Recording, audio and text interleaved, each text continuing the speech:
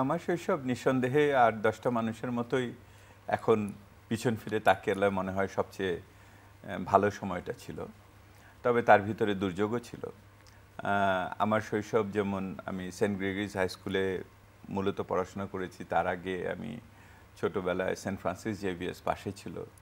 সেখানে মেয়েদের সাথে একসাথে ক্লাস 3 পর্যন্ত পড়েছি। সেটা একটা বিরাট একসময়কার উত্তেজনার ব্যাপার ছিল। পরে ৬৫-তে আমি শরণার্থী হয়ে পাকিস্তান, বাংলাদেশ, পাকিস্তান, ভারত যুদ্ধের সময় ভারতে যেয়ে থাকতে হয়েছে কিছু সময় শরণার্থী হয়ে। সেটাও একটা মনের ভিতরে দাগ কেটেছে।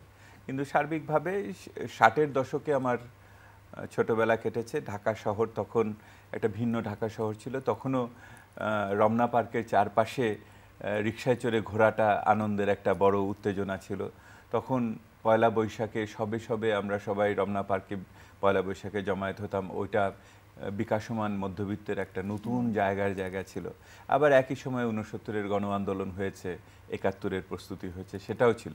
তো একদিকে একটা শৈশব ছিল, আমাদের ছোটবেলার স্কুল জীবন ছিল, এর পাশে একটা নতুন সমাজ গড়ে উঠছিল, সেটা তার সাথে জাতীয় উত্তরণ, সবগুলো একসাথে পাশাপাশি হয়েছে। তো সব মিলিয়ে মনে হয় খুব ভালো ছিল।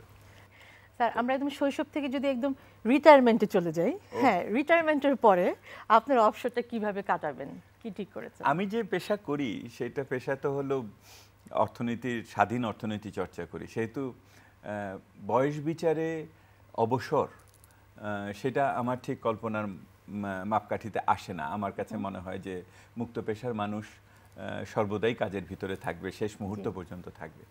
তারপরেও যদি আপনি জোর করে আমাকে অবসরে পাঠান, তাহলে আমি মনে করি যে আমি আরও অনেক বেশি সময় আমার গ্রামের বাড়িতে থাকতে পারবো, টাঙ্গাইলের এলেঙ্গায়। আমার দাদুর ঘরে দুপুরে ভালো করে খাওয়া দাওয়ার পরে গরম দুপুরে ঘুমাতে পারবো, গাছের বাতাসের শব্দ শুনবো, বিকালবেলা গ্রামের লোকের সাথে আবার দেশ নিয়ে আলোচনা করব। এইটি হলো রিটায়ারমেন্টের সবচেয়ে স্বপ্ন কল্পনা। একটা হাসপাতাল বানানোর চেষ্টা করছি, সেটা তখন চালু হবে, মানুষ চিকিৎসা পাবে। অনেক বেশি সময় এই শহরের কৃত্রিমতা থেকে বাইরে নিজের গ্রামের বাড়িতে থাকতে পারবো। একেবারে বাঙালিয়ানা চিন্তা ভাবনাটা। তার মানে এই না যে বিদেশে মাঝে মাঝে যেতে পারবো না, সেটাও থাকতে হবে। আপনি তো দেশে মানে খুব কম থাকা হয়, খুব বাইরে যেতে হয় কাজের সুবাদে, থাকতে হয় বাইরে কিছু।